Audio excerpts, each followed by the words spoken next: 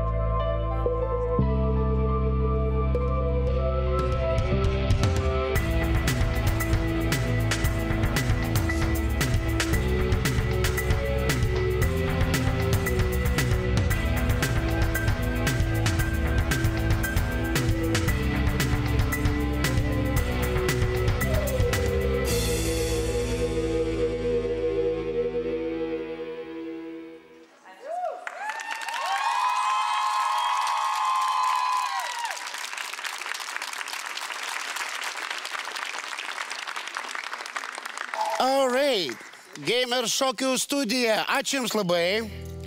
O matot mus dabar? Ne, Nieko nematot? Jaučiat mus, taip? Jaučiat širdį. Ok. Justinai, komentuokit. Buvo keista.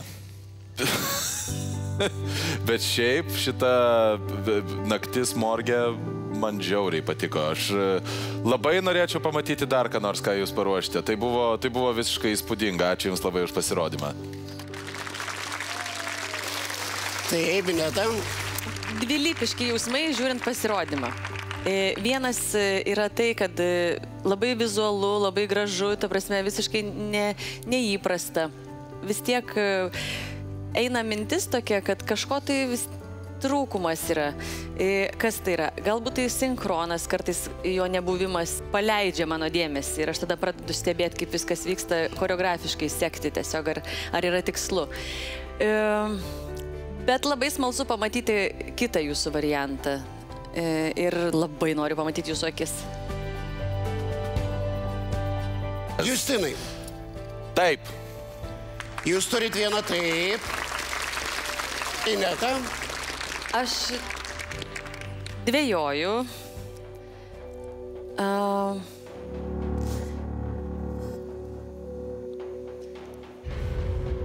Gerai, taip.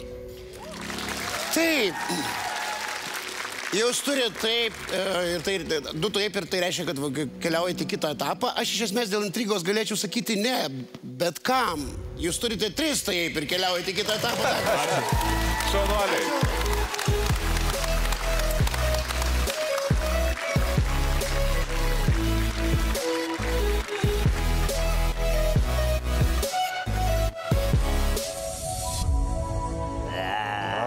Bet jūs geriečiai, jūs neblogiečiai. Eikit, kreidažmogiai.